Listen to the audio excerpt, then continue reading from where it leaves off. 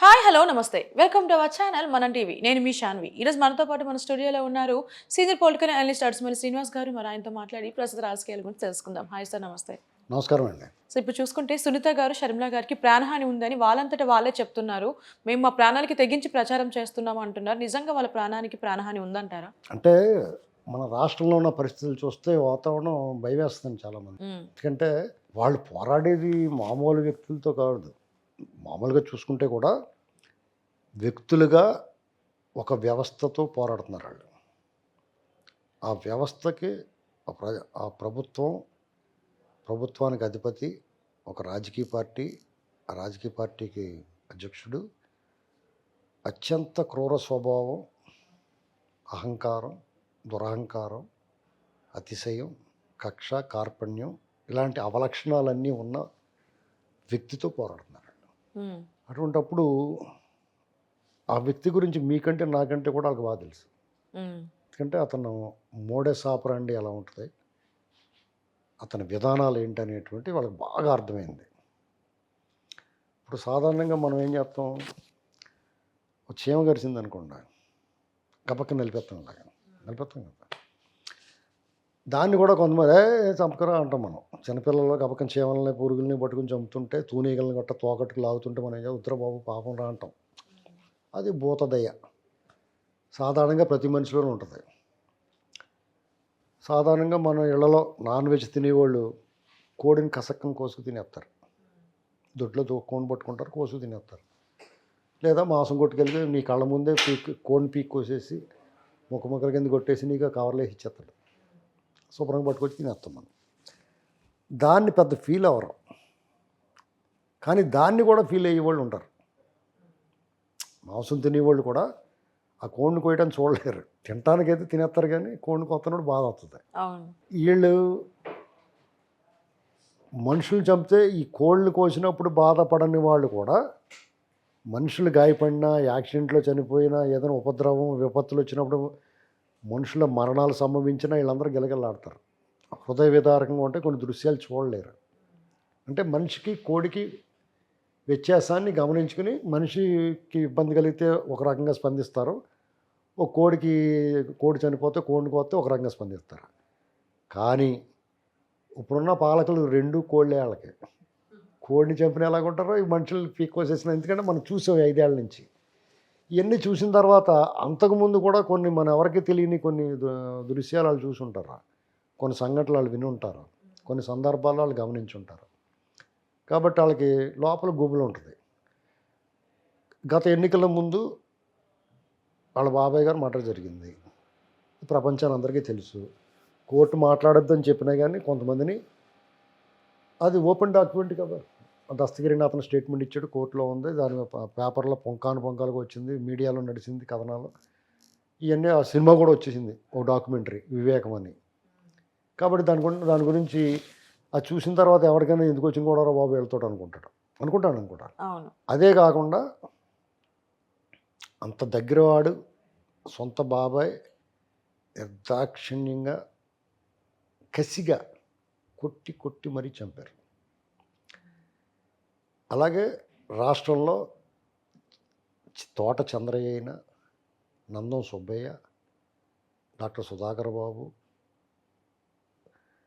Anil, Subrahmanyam, driver Subrahmanyam చంపేసి ఇంటి delivery ఇచ్చారు కదా, నాగమ్మ, ఇలాగ అనేక సంఘటనలు. ఓ చిన్న పిల్లోడు మసూదన్ రెడ్డి ఎవరు కుర్రోడు, వాళ్ళ అక్కనేదో అన్నారని బీసీల కుర్రోడు, ఆ కుర్రోని తగలెట్టేసారు. ఇలాంటివన్నీ చూసిన తర్వాత ఇంతకు వచ్చిన గొడవ వీళ్ళతోటి మనకి అని సహజంగా అనుకుంటారు కదా. వీళ్ళకు కూడా థ్రెట్ 2 రకాలుగా ఉంటుంది. ఒకటి, వీళ్ళు ఎలాగా నోరు విప్పుతున్నారని కోపంతో, కసితో, రాజకీయం ఏమైనా పర్లేదు, మనకి ఎదురు దెబ్బ తగిలినా పర్లేదు అనుకున్నట్టుగా రిజర్వేషన్ లేకుండా పైకి పంపించవచ్చు. లేదా వాళ్ళంతటా వాళ్ళే కారు 4 టైర్లు పేలిపోయేలా చేసేయచ్చు, ఏదైనా చెప్తారు. సో ఇప్పుడు పదవుల కోసం సొంత చెల్లిని చంపేంత అంటే ఆయన అలా చేస్తాడని అనుకోను, కానీ వాళ్ళకి ఆ భయం ఉండడంలో, ఇవన్నీ చూసిన తర్వాత వాళ్ళకి ఆ భయం ఉండడంలో అర్థం ఉందంటున్నాను నేను. డెఫినెట్గా చేయడు. అంటే వాళ్ళు చేసిన వ్యాఖ్యలు వాళ్ళకి అనుగుణంగా చేశారా, లేదంటే నిజంగానే వాళ్ళు? వాళ్ళకి ఆ భయం ఉండడం, మీరు ఆ భయం ఉండకూడదని చెప్పడానికి మనం ఎవరు? వాళ్ళకి ఆ భయం ఉంది, ఎందుకంటే సిరీస్ ఆఫ్ ఇన్సిడెంట్స్. అంటే ఎవరైనా సరే సొంత చెల్లిని చంపే ప్రయత్నం చెయ్యరు కదా, అంటే వీళ్ళు కేవలం ప్రచారం కోసమే వైసీపీ నెగిటివ్ చేయడానికి మాత్రం ఇట్లా మాట్లాడారని చెప్పేసి అంటే మీరు అలా నెగిటివ్గా మాట్లాడారని మనం ఎలా చెప్పగలుగుతాం? వాళ్ళ భయానికి వాళ్ళు కదా స్వీయ అనుభవం, వాళ్ళకి హిస్టరీ, చరిత్ర చింపెత్తి చిరిగిపోదు, చెరిపెత్తి చెరిగిపోదు. చరిత్ర చూశారు కదా, రక్త చరిత్ర, చేతులు రక్తంతో కొడుకున్న చరిత్ర ఉంది కదా. అవన్నీ చూసిన తర్వాత వాళ్ళకి ఆ భయం ఉండడంలో అర్థం ఉంది. భయపడడానికి తప్పు పట్టకూడదు, వాళ్ళు చేసిన ఆరోపణలు విమర్శించకూడదు. ఎందుకంటే వాళ్ళ భయాన్ని మనం ఎవరు కాదంటానికి, మనం ఎవరు హోర్, మనం ఎవరు? నువ్వు భయపడక నీకేం పర్లేదు, సొంత చెల్లెల్ని ఏమీ చేయడంటే సొంత బాబాయ్ని వేసేయలేదా అంటారు.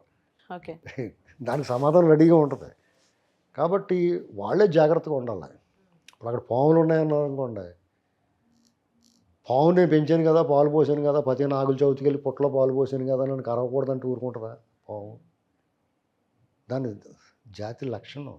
ఓకే సార్, మరి ఇప్పుడు షర్మిల గారు, సునీత గారు ఏదైతే ప్రచారం చేస్తున్నారో ఇట్లా ప్రాణహాని ఉంది అని, దీనికి సంబంధించి పోలీసులకు ఏమైనా సెక్యూరిటీ అడిగే ఛాన్సెస్ ఉన్నాయంటారా, లేదంటే వాళ్ళు ప్రభుత్వం ఏమన్నా ఇప్పుడు ప్రభుత్వంతో సంబంధం ఎలక్షన్ కమిషన్ వాళ్ళు అప్పీల్ చేసుకోవాలి, మాకు సెక్యూరిటీ భద్రత కల్పించండి అని అడగాలి.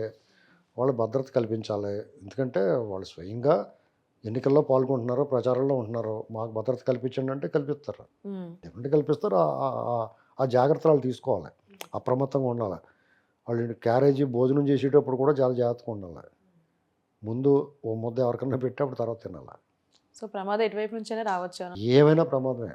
అప్పుడు ఎలా ఉంటుందంటే అండి, ఇలాంటి ఒక పిచ్చోడు, ఏ వెరిగిన తింగిరోడు, ఒక ఎద్దులో అంటోని తాడి చెట్లు అంటోని కొట్టి చంపేస్తాడు జైల్లో. ఒకడికేమో సడన్గా ఎలకలు గడి చచ్చిపోతాడు. ఒకడు కూడా ఉన్నవాడే ముఖ్య అనుచరుడే వెనకాల నుంచి కూర్చుని కారులో కూర్చుని కాల్చి చంపేస్తాడు. ఇలాంటివన్నీ చూసాం కదా మనం. అవునవును. ఇది కొన్ని సాక్ష్యాధారాలు మాయం చేయడానికి, కొన్ని గొంతులు నొక్కడానికి వాళ్ళ కథ ముగిస్తారు. 2 రోజులు ఏడ్చి ఊరుకుంటారు, తర్వాత మళ్ళీ మామూలే. అందుచేత ఎవరి కాళ్ళు జాగ్రత్తగా ఉండాలి. ఎందుకంటే నేను అందుకని చెప్పిన పాము ఉదాహరణ. అలాగే అక్కడ పాములు ఉన్నాయంటే మనమే జాగ్రత్తగా, చీకటైతే కరదీపిక అంటే టార్చ్ లైట్ పట్టుకుని జాగ్రత్తగా చూసుకుని, ఒక చేతిలో కర్ర పట్టుకుని చప్పుడు చేసుకుంటా అది దూరంగా పోయేలాగా జాగ్రత్త పడతాం, అంతే కదా. వీళ్ళు అంతే జాగ్రత్త పడాలి, భద్రత ఉండాలి. భద్రత అంటే ఇప్పుడు మన చేతితో కర్ర ఎలా పట్టుకెళ్ళాం, బ్యాటరీ లైట్ ఎలా పట్టుకెళ్ళాం, టార్చ్ లైట్, అలాగా వాళ్ళు కూడా భద్రత పెట్టుకుని అప్రమత్తంగా ఉండాలి. అంతేగాని అటు చంపేస్తున్నాడు బాబు అని అర్థం కూర్చోకూడదు. ఆ రాయిచ్చి కొట్టిందంటే స్టిక్కర్ వేసుకుని తిరుగుతున్నాడు చూసారు, సిగ్గు లేకుండా అలాగా ఉండకూడదు, జాగ్రత్తలు తీసుకోవాలి. అంతే. Yeah sir, thank you so much sir.